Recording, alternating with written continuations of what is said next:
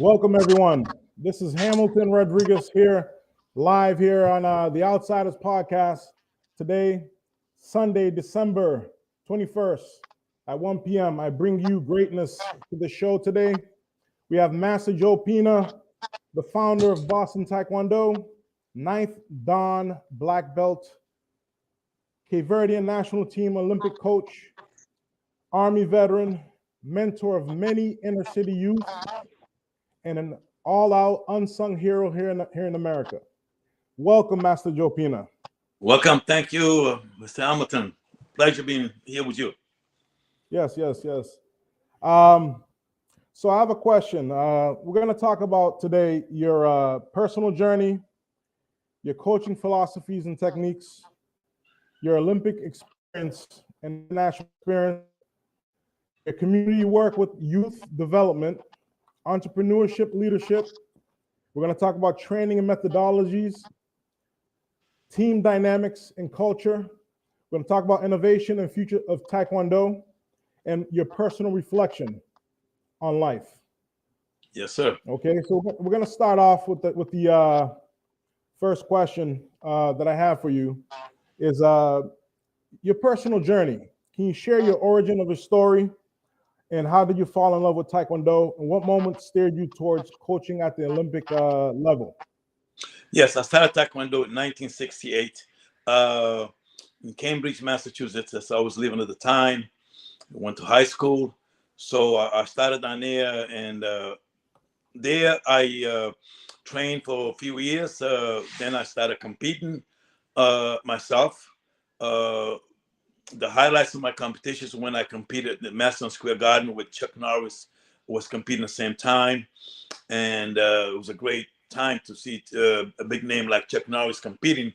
And then so many great competitors. Many of them are doing movies today. So that motivates me to train harder. So when I came back, I tried to train as hard as I could. And then after I finished high school, I decided to go to the military, Army. And there I learned a whole lot more about life in the military and Taekwondo. I was stationed in Texas, where the best competitors at the time was competing in Texas. That helped my martial arts career, going further.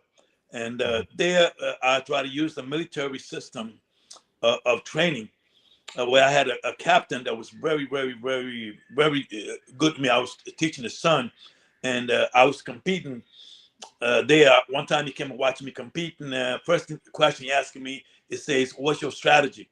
At the time, I didn't know what strategy. No, so I don't have any. He said, "You know what? Anything you go in, you have to have a strategy." So I learned right there about strategy and everything I do in life. So I took that and run away. After that, I was stationed in Germany, where I met a friend of mine that was martial arts also. He had to say to me, "Look, man, after our martial arts career, we're going to come back. We're going to go into the movies, doing stunt double, fighting choreography." We got out of the military almost the same time, 1975. I came back, moved to Roxbury, Massachusetts, and where I told them that I was going to go to stay with my parents for a couple of months, and then I would see him in California later to get into the movies. So while I was home, many of my nephews asked me, "Oh, why don't you teach us some martial arts? Why don't you teach some Taekwondo?" And then I started in the living room of my mom's house, where I moved the furniture out of the way. So I started teaching many of my nephews there. And all of a sudden, it grew. More people started to come in. I have no space down here. My mother said, "No, you cannot teach here anymore." And my brother, who owns a building, said, "I got a spot downstairs." And that's when I went and started teaching. From there, more and more kids from neighborhoods started to come in from everywhere. That spot got full real quickly. He had another space in the back, which was bigger. So we went there. And that's when we started the system of martial arts teaching. And then I keep telling my friend I'll go next month. I never end up going because I got attached to the kids, including yourself. They was there, And with all the neighborhood kids, with all the problems that was happening in the neighborhood, I decided that it was much better to stay there and work with the kids in the neighborhood than going in the movies. Hmm. So, what was your first big challenge as an entrepreneur starting Boston Taekwondo, and how did you overcome it? Well, at the time, as you know, many the parents couldn't afford to pay the what I was teaching for, and so that was the most challenging. And then luckily, I had to open up business. Me and my two brothers, a bar restaurant, and that helps me teach without charging a whole lot more money, so I can have as many kids as possible going down there. As you know, I end up paying for all the entry fees at the competitions. Uh, so that was just a challenge right there. The parents couldn't afford to pay more than they was paying. It was just the cost of paying the rent and the light bills, and so that was the challenge right there. So your Taekwondo, so the first one was in Orchard Park, correct? That's right, right behind Orchard Park, right there by the Yes, yes. projects. As you know, you've been in the area. It was one of the worst neighborhood there was at the time, and many kids going the wrong way. I see so many things happen there, and that's one of the reasons why I didn't leave. What mentors or moments shaped your philosophy about discipline, training, and leadership? Yes, that's why I first learned in martial arts. First thing, I had a Korean instructor that was in the military also, and the most important lesson in martial arts that I learned is respect, discipline, and perseverance and confidence, and that's what I was trying to build on the students that I was teaching. Uh, so that part of martial arts was more important than actually self-defense, competing, all that. So those is the what I was trying to install on the students that was coming in, and hopefully to help them get a better life. Okay. We're going to fast forward to your coaching philosophy and techniques. We have a lot of topics to cover. So I'm going to fast forward to coaching philosophy and techniques. How would you describe your coaching philosophy in one sentence? Uh, Discipline. I found out that was the most important thing for anyone to have to be successful in life is to have discipline in life. That's one word that I take out of that is discipline. You know, if you have discipline, you can go as you want to go. And so try to use that throughout my life and also teaching. Okay. So how do you balance technical Taekwondo skills with strategic thinking and mental toughness? Yes, from being in the military, that helped me a lot. Mental toughness and always ready to accomplish any goals I set out to do. So being a military one was the most important thing I've did there, and I used that throughout my martial arts career as a competitor, but most importantly as teaching our students, and that's how we became so successful in a competition because all the discipline that I learned, I installed in all the students, and then to understand that you have to do the best you can. Whatever you try to do, you always do the best you can. And then and that's why we train so many people asking me how you train so many world champions. It's because I installed the discipline, the perseverance, confidence, self-control, and those are the things that I took out of martial arts and the military to install in my students. So I know how many, but can you tell everyone how many world champions have you produced? At least 10 world champions. And what's people ask me all the time about that. How many champions you train? I train about between maybe U.S. champion about 20 West champion, many about 10 world champions.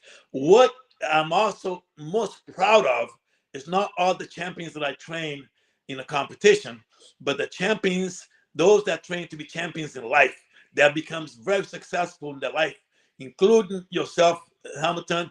I've told you so many times how proud I am of you, and I am proud of all the other ones that may not become a champions in martial arts, but became champions in life. So many of them that became lawyers, doctors, police officers, okay, a lot of businessmen. And I'm very proud of that part of my teaching. So with that respect, let's go right into community and youth development, because you kept many youths on the right path.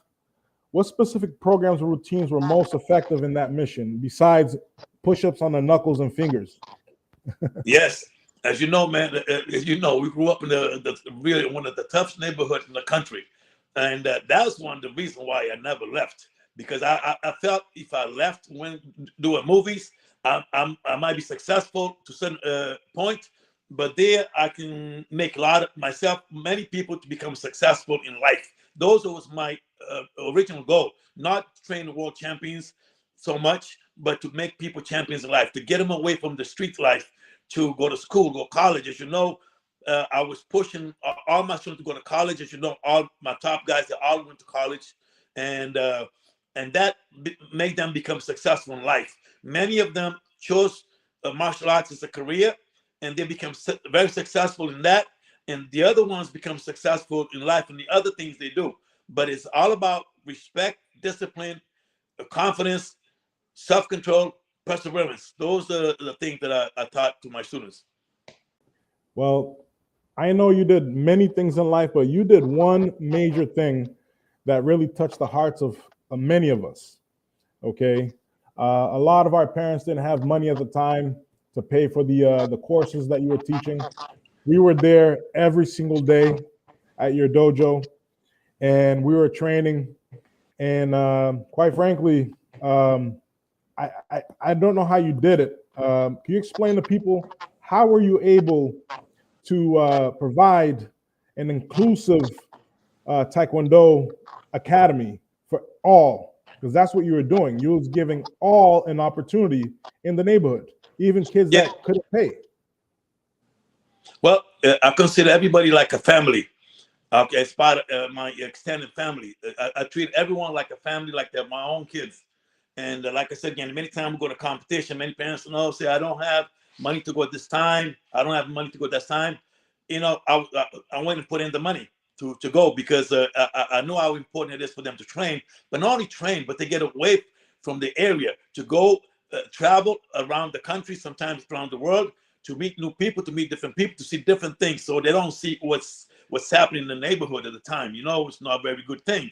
You know, many of those people, their friends was getting the gangs, and I felt at the time I got to get them away from the gang and get them into a path where they become successful in life. So good thing that I had my business to go through. And when I was teaching, like I said again, many times parents come to me, I can't pay this month, I can't pay the month. I said, okay, no problem, don't worry about it. Whenever you have you can pay. And competition, I thought it was so important to get the kids away from the city, to go see other things, to see different places. When they make friends, they make so many friends, and they are friends still today, because martial arts is one big family. So they make friends from other schools, from different places. They saw different things. They didn't see just what's happening in the city at the time. They end up seeing other things. Like I said, we travel all over the world. Like I said, we went to Bermuda. I remember one time I took like 20 kids to Bermuda when they was very young.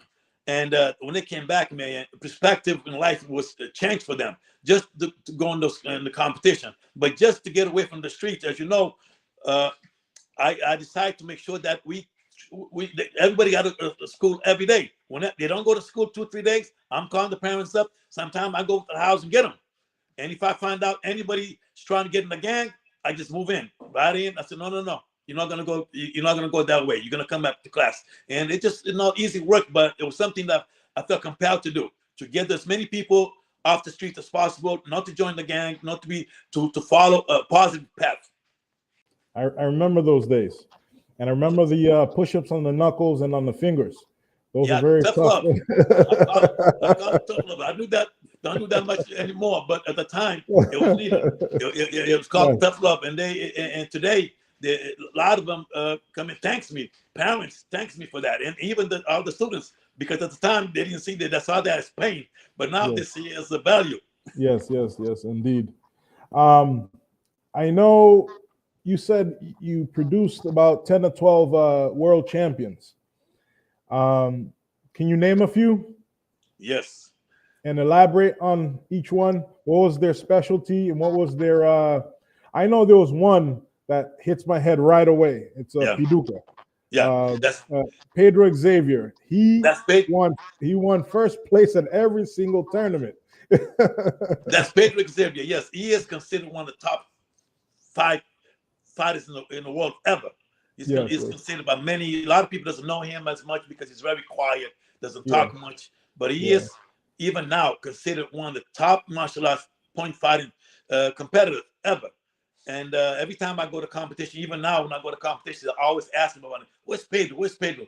And many of people say to me, "Look, man, I became a champion. I became good because I used to copy him. I used to watch what he does, and I used to be instructors. You tell me I used to videotape him and your students to to become successful because they were so successful. They win all the time.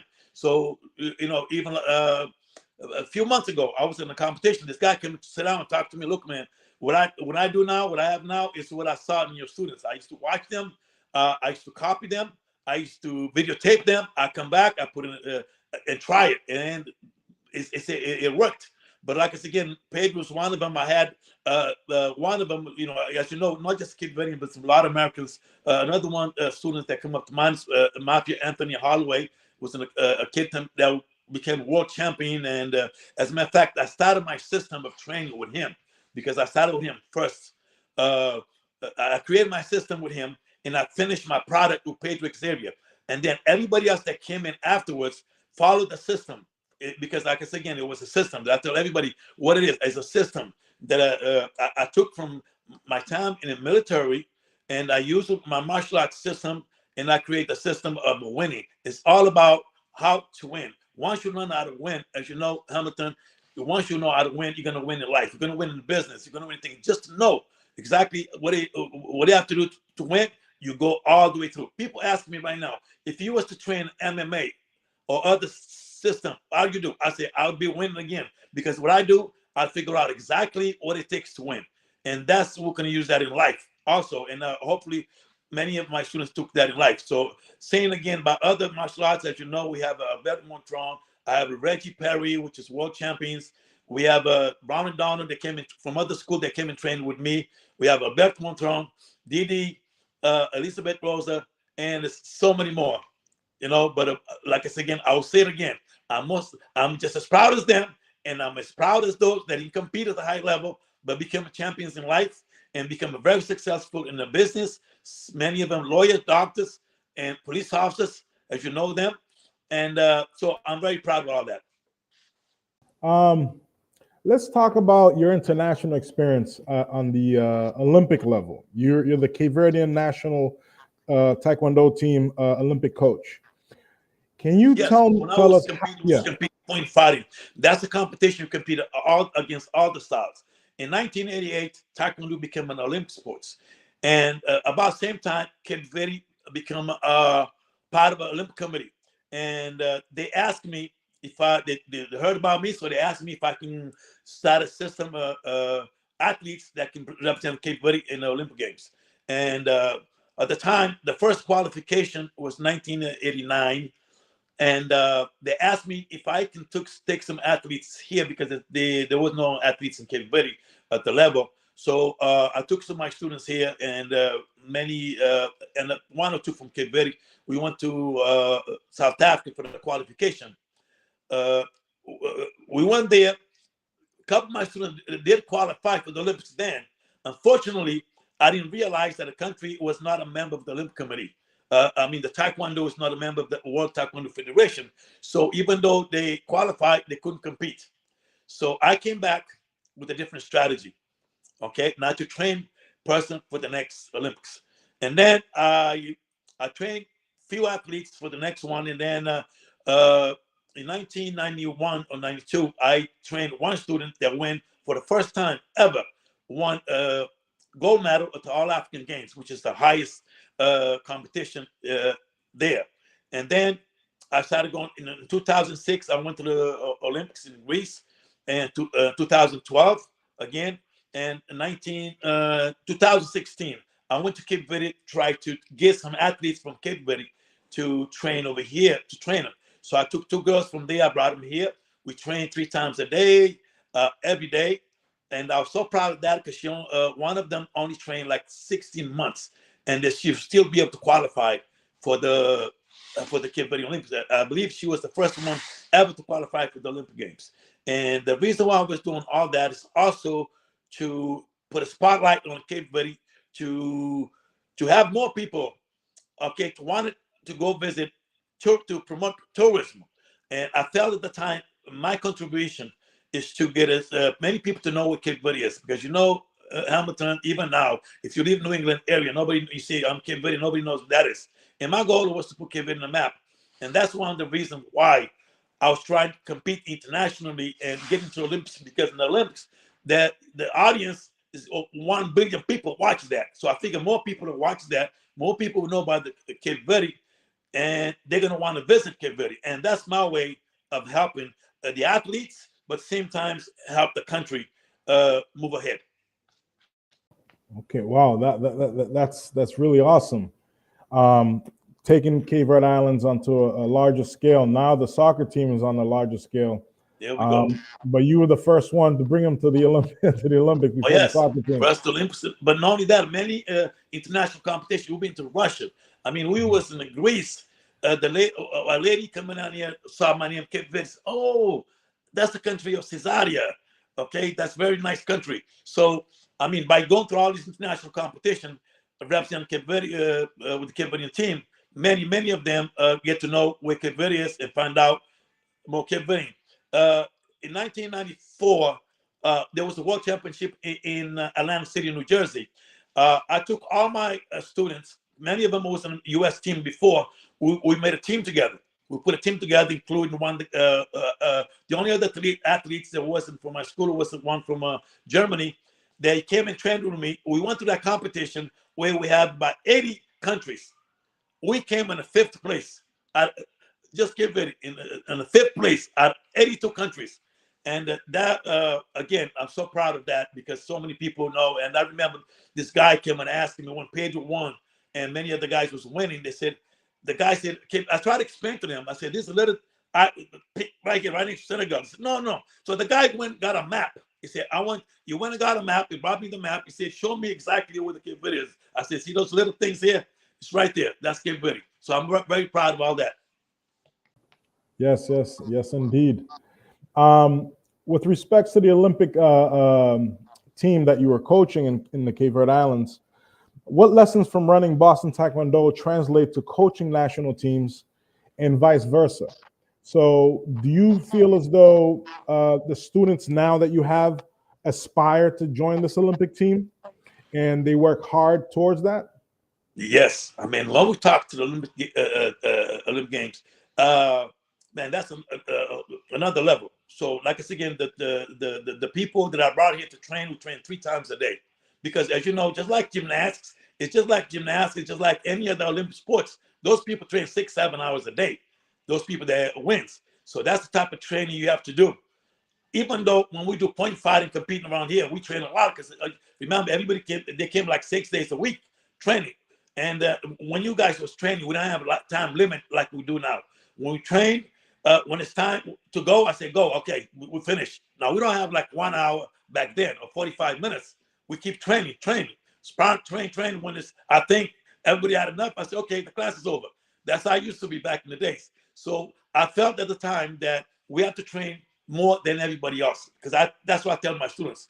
I remember my students asking me why you win all the time. I say it's because we train more than them. Okay, the first thing we have to do is get the right training and do a lot of it, and that's what we did. As you know, when you came here, you remember there was almost no time limit. Sometimes the parents called me, say, "Hey, my kids, it's time for them to come have dinner." You know, that's when you guys went back home. Wow.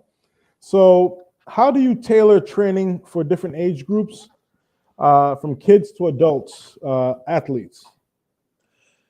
Yes, for different age group, the training's got to be the same. The training has got to be totally different. As you know, at this time, for the past 10, 15 years, my philosophy, my training system changed a little bit See, I didn't focus like I was in Boston so much on a competition, but just to realize how to train kids to be champions in life. I realized that not everybody, I cannot train everyone to become a champion in martial arts, but I can train a whole lot more people to be champions in life. When I moved to Abington, to the area, I decided that I would help the community just as good or better if I focus not so much on the competition, but train the kids into be a champions in life. So the goal always has to be the students got to be the best student in the school. They have to be the leader in the school, and they have to have good grades. They every one of them, they will not pass for another belt. I don't care how high they kick, how much they stretch, unless they have good grades. So the transformation from back then to here now is that I focus a little bit more on the mental part of martial arts, on the discipline and respect in school. Same time to teach confidence just as much, because I let them know that whatever they're going to do, they have to do be the best of it. If you're going to be the doctor, you're going to be the best doctor. You're going to be a lawyer, you have to be your best lawyer. Everything you do in life, you have to be the best at it. So I focus not so much on competition. I focus on a way of life. So I still have a little competition team, but it's not like before there was everybody has to compete. Right now, no. Everybody I'm training right now, it's all to be about champions in life. I want help as many parents as possible with their kids when they go home. They be better kids at home to their parents, better siblings, and most importantly, the best students in the school as possible. Yes, yes. So what role do mindsets and visualization play in performance? And how do you teach these skills to athletes? Yes, you always teach them. They're going to teach. I teach themselves to think about winning already before you even go to competition. You got to think before you go to competition. You got to think. This is something I also learned in the military.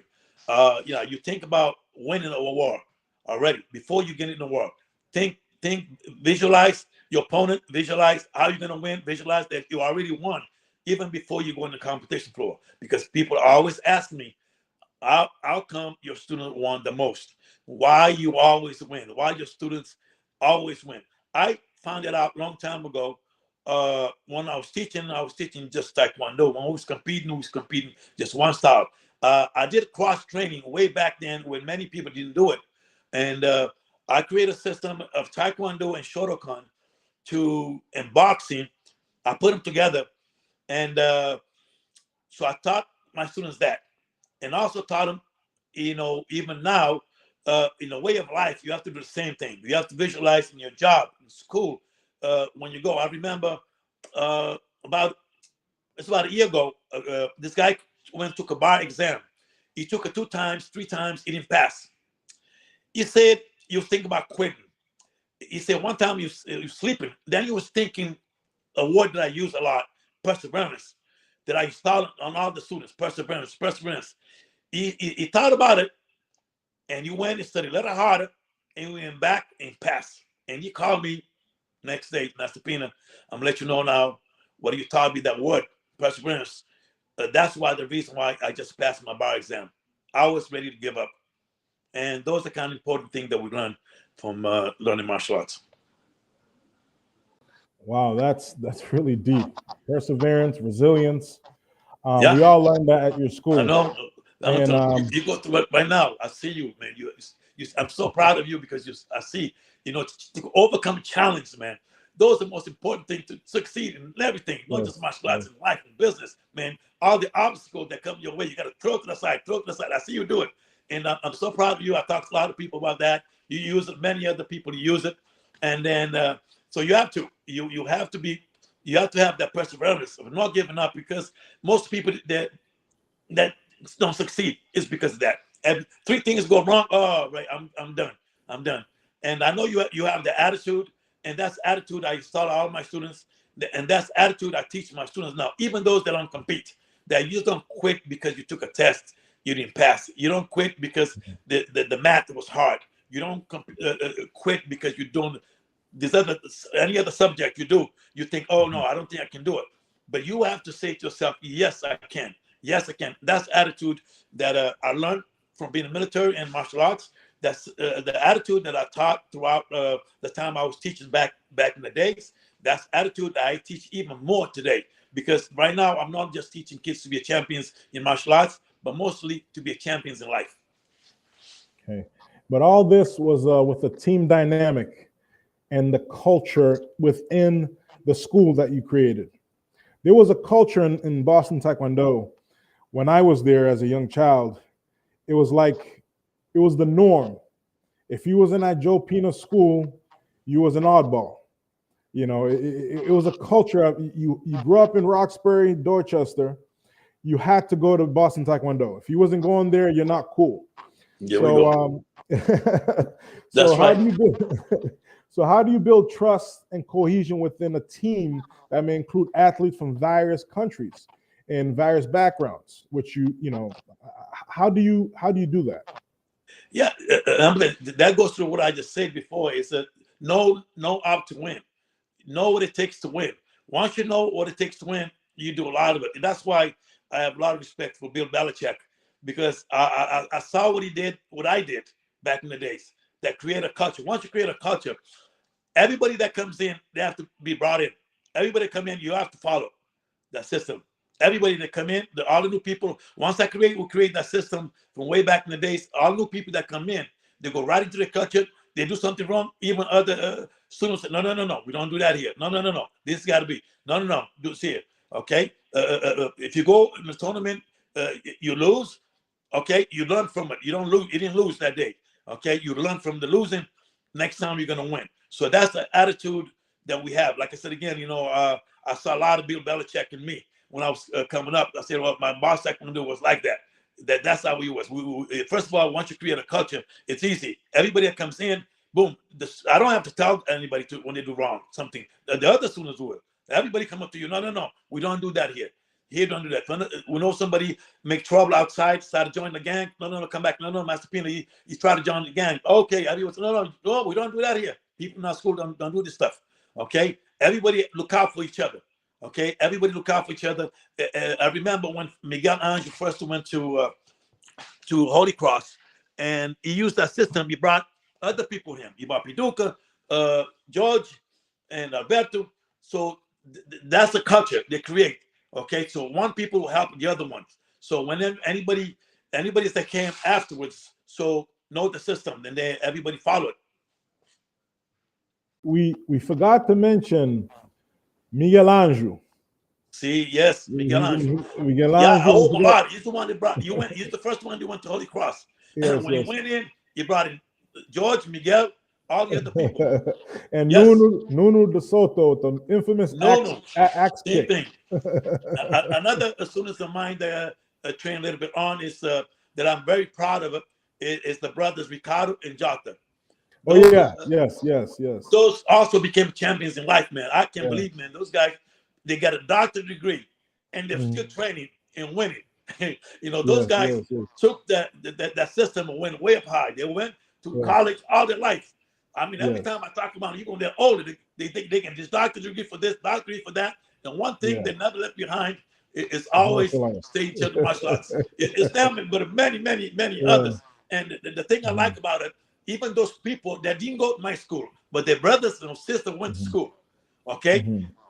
That affect them too. They said, like, this guy come to me, Master Pina, I didn't go to school, but I saw my brother used to act. I tried to act like him. So what I like about it, they impact a lot of the people that didn't even come to my school because their brothers, all their friends, okay, came and passed that on to them, to the neighborhood. Yes. But these are you act. These people are you act. You don't act like that. Don't do that. And that's why I'm most proud of it, my friend.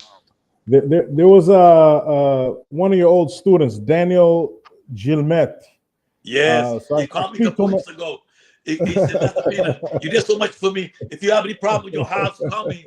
I'm going to fix it for you. I'm honestly, 2 months ago, you called me. You said, look, man, all the stuff you done for us, especially me, I didn't realize then, but I just realized now. But if you have any, I do construction work. If you have any problem with your house, just call me. So, like I said again, there's so many of them. I'm so proud of all you guys, man. And another student that I talk to all the time, he was really pushing me to have this interview with you today, big time, was Julian Logan. And very special guy, very intellectual, and he really looks up to you. And I'm so proud of him. I'm so yeah. proud of him because it Mm. shows it's not what you did in the past Mm-hmm. that guides you. It's what you do Yes. now, what you think Yes. now. I mean, look at the person. He transformed. Yes. Totally different person. You grew up there. Now we was Yes. talking like that, like I said again, you was talking to me how the culture was there because he said one time I asked him, how you guys got in the gang? He said, Master Pina, we didn't want to get in the gang. We go to school, they beat us up down the school. Mm-hmm. So we have to form this little group. Mm-hmm. And like I said again, you went through like many other many other people that are living in the area. They went the Mm-hmm. wrong way. Many of them became a good person. He's another one that I'm so proud of him. I say right now, I'm so proud of him for what he's transformed his life through. He's trying to help a lot of other people, and that means a lot to me. Yes. Yes. So, with that being said, what traits do you look for when selecting new athletes for your squad, for your group, for your Taekwondo academy, for the Olympic team? What do you look for in an athlete, or if someone's not an athlete? What are the traits a person has to have to become a successful Taekwondo artist? Because martial arts is an art. Yep. So, what do you look for someone to become a special artist? Well, there's so many people that got so much gift. Okay, natural athletes. You said many of them. That's one thing, but there's so many of them that never succeed because they didn't have the other attributes like discipline. Okay, because without discipline you don't go nowhere. Self-discipline. You have to have confidence. Okay, you have to have self-confidence because without getting yourself up to go to the gym, to go to work out, to do this, to do that, okay, you won't go nowhere. It doesn't matter how talented you are because I've trained so many talented people before, but talent alone is not going to get you to be the top athletes in the world. You have to have other things like discipline, respect, perseverance, confidence. Okay, so those attributes that we can teach, but you can teach so far. The person that has to have them themselves to do that. I can teach you, but if you don't come to my school, I cannot teach you. Okay, so those are the kind of things I try to work with athletes.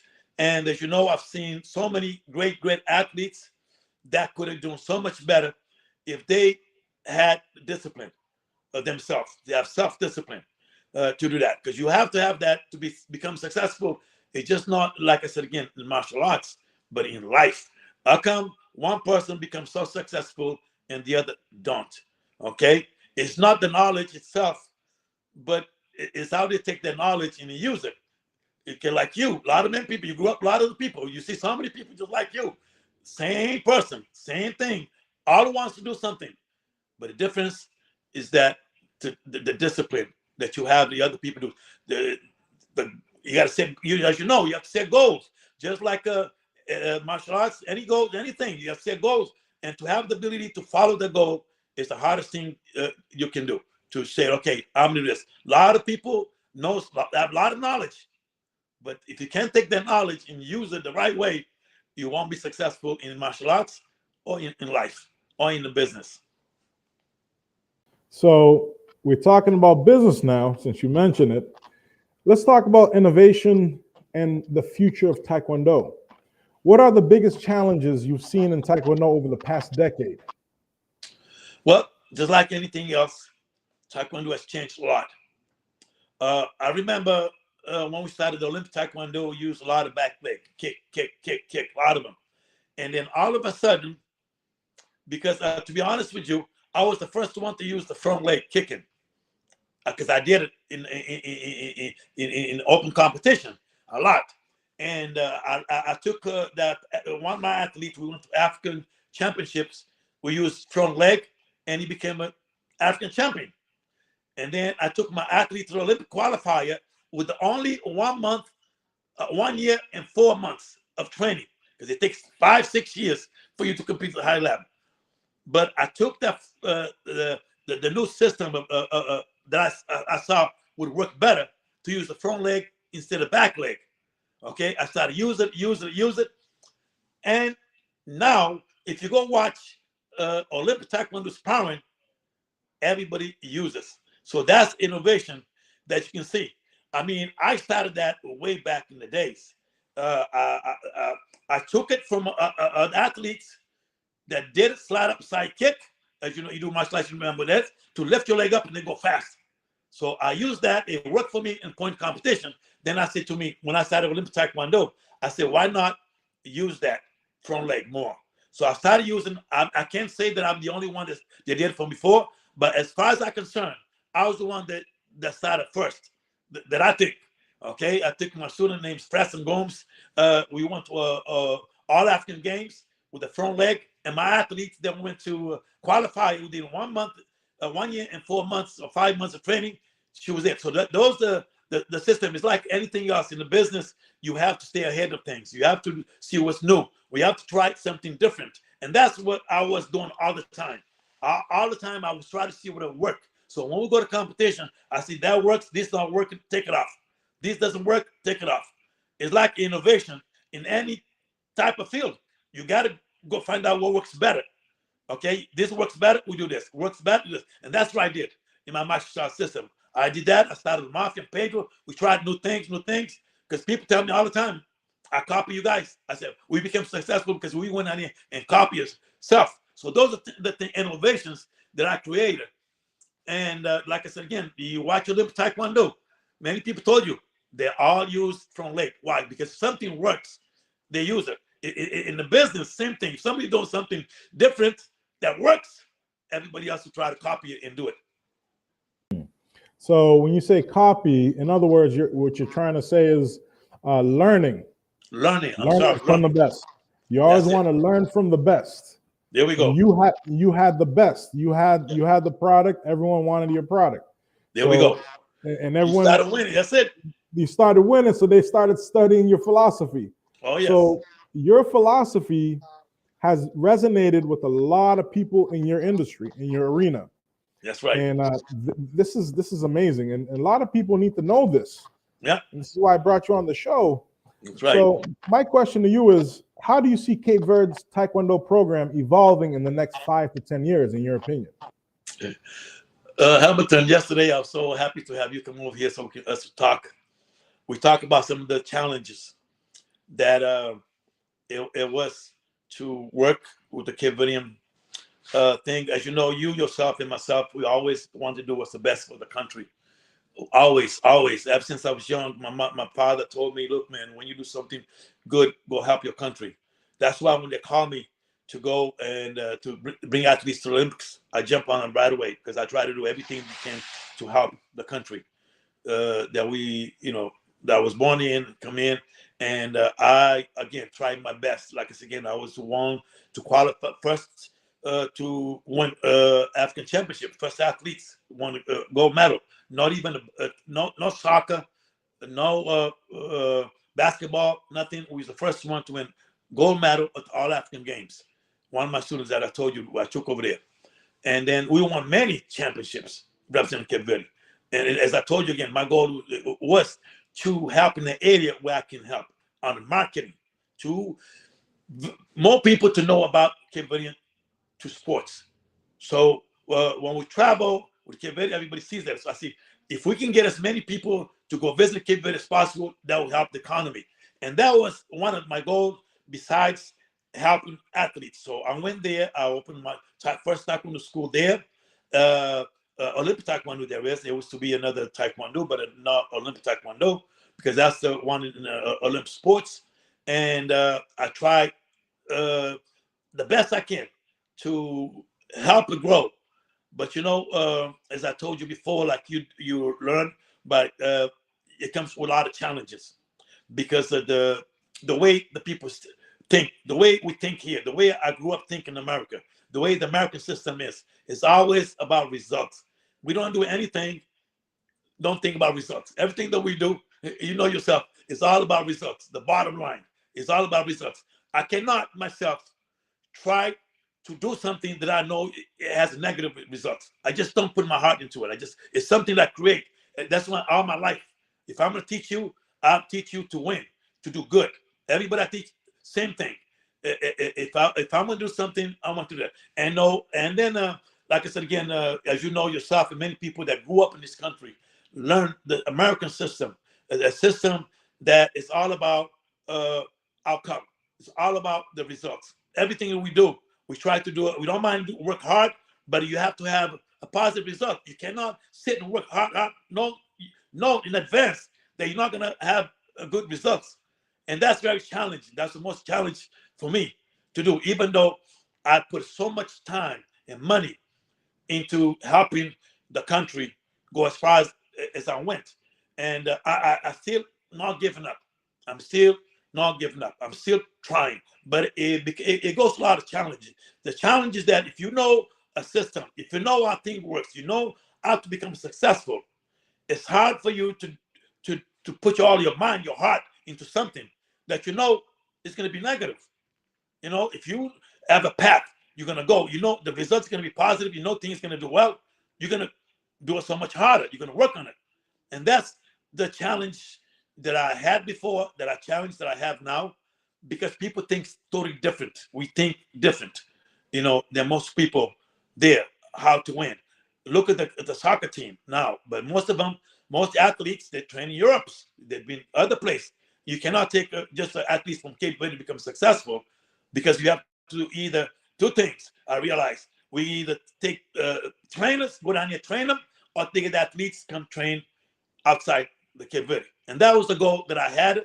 That's the goal. That's I found more challenging, and I still not giving up. I'm still trying to work it. I'm still trying to do the best I can to help the country, and so that's where I'm at, Hamilton.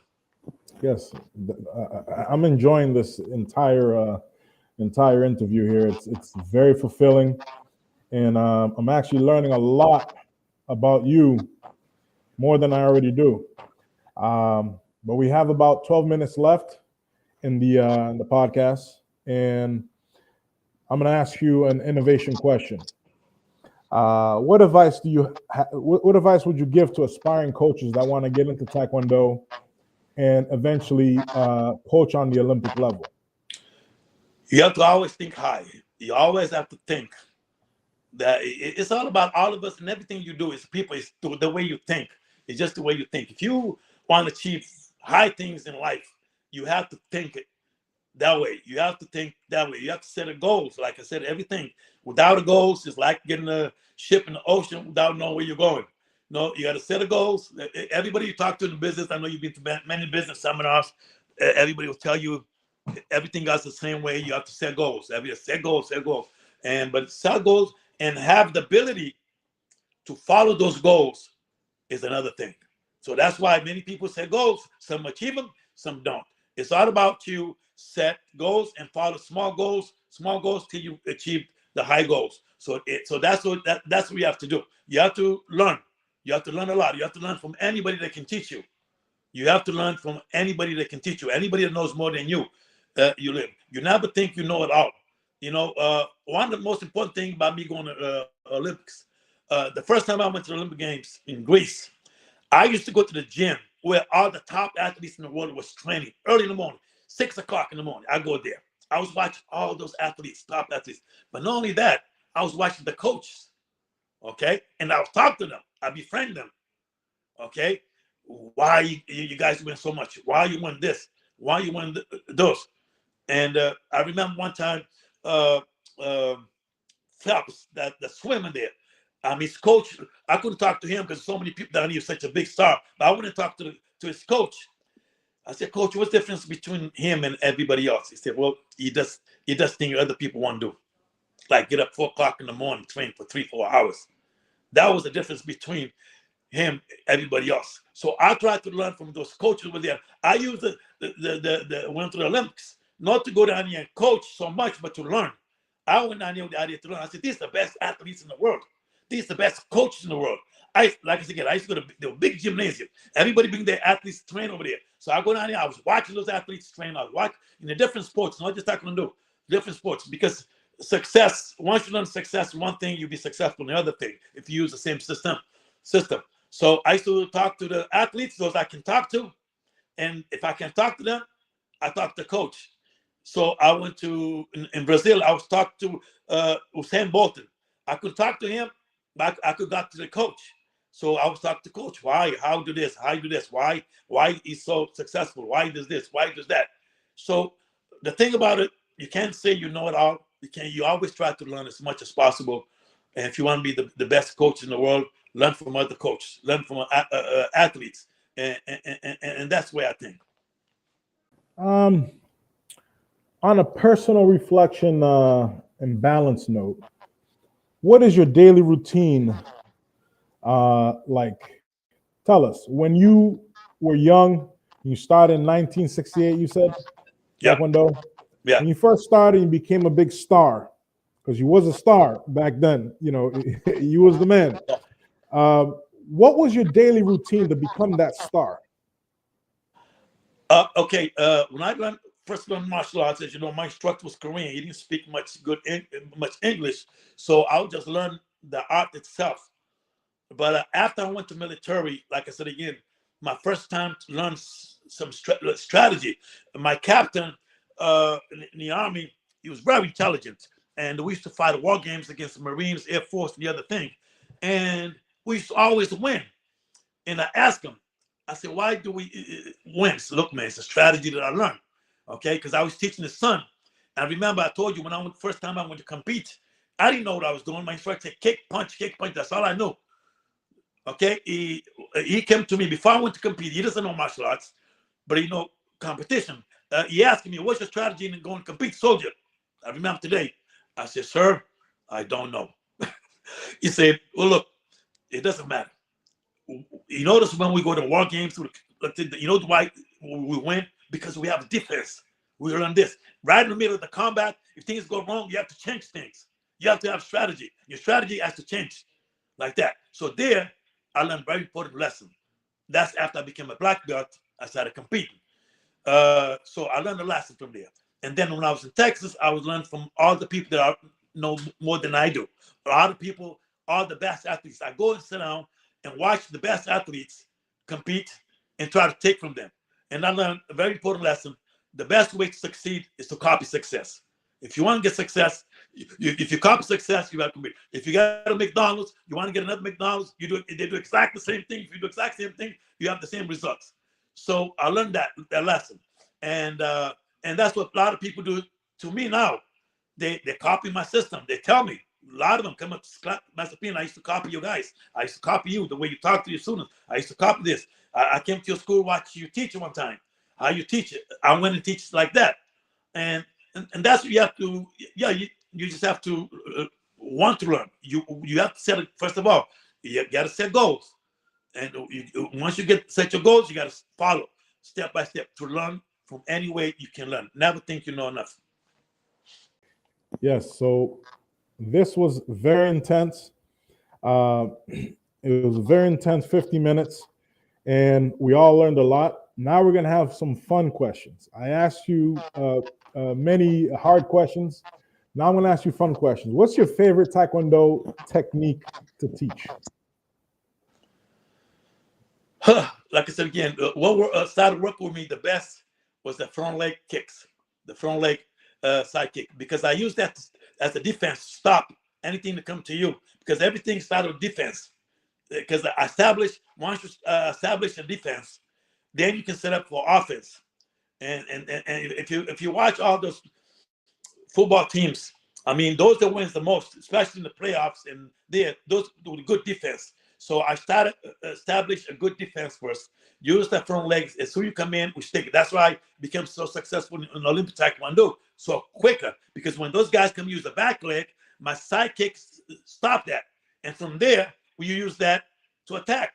That's why my student, within 1 year and 4 months of training, was able to compete to do better than those athletes that have been trained for 6, 7, 8 years. I remember this lady came and talked to me in the Africa Championship. One with my student qualified against a daughter.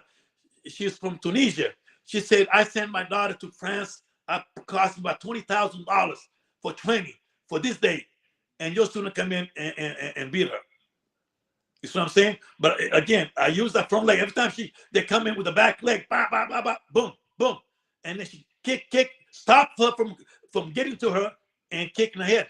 And I didn't teach a lot of other stuff. I teach it the as minimum as possible and do a lot. I remember Bruce Lee said one time, it's better to be good at 4 or 5 techniques. You practice that 1,000 times and have 1,000 techniques, practice a few times. Okay. When I was in Cambridge, Massachusetts, my instructor taught Bruce Lee how to do spin hook kick. Okay. When I was going for my green belt, he came to our school. Okay. And I remember him say that from that time. You take a few techniques and do 1,000 times, then have many techniques and do a few times. So I use that system, the athlete. I teach them like 3, 4 kicks. That's it. But we get over and over 3 times a day, over and over and over. So once you compete, that's it. So the strategy is to use minimum possible, but do a lot of it. But I think that works in everything else you do in life. Exactly. Yes, we got 3 minutes left. Before we conclude, what is your most memorable match that you have witnessed in your life? The top match. You tell us what that is, when and where. The best match that you have ever seen that has stuck in your mind. In point fighting, I saw Pedro went to a tournament only using back fist. That's it. And went all the way to the finals. All the way to the final, just with the back fist. And you know, that's a top athlete to us. I mean, those are the competition that I can still remember today. That, and he had so many of them, so many great athletes. I mean, great fights down here. I saw him, and he could use any technique. He can go down here and say, okay, I'm only gonna do side kick and still wins. And that competition that we went to, that you went all the way to the finals and won the grand champion, I remember that the most. Yes.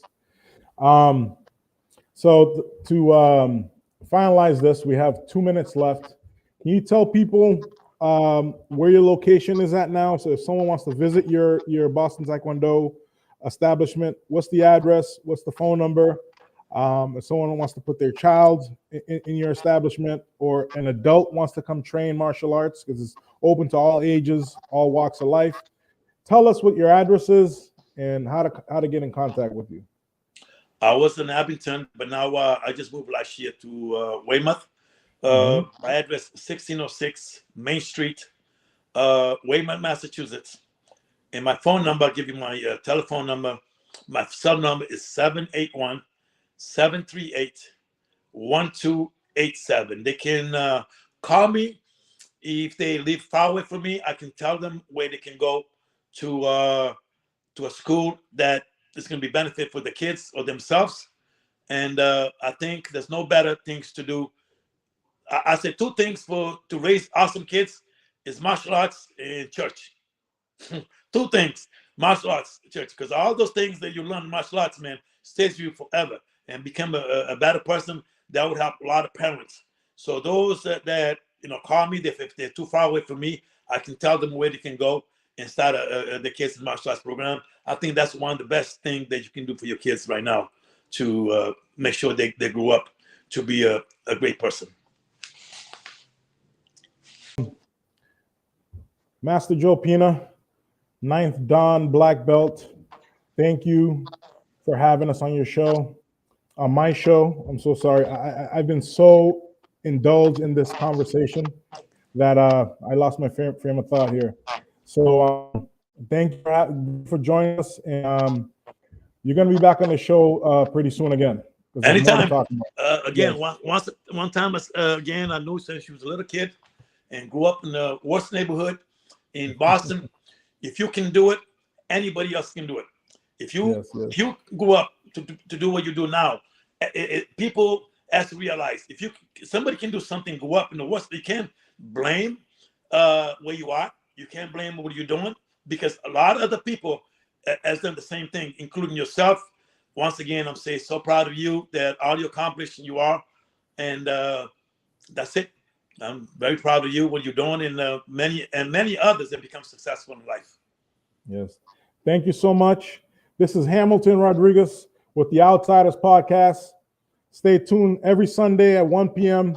We have an excellent guest next week, Alex Haggerty from the Republican Committee here in Massachusetts. He'll be on my show next week. It's going to be an interesting topic, interesting conversation. Tune in. We're out.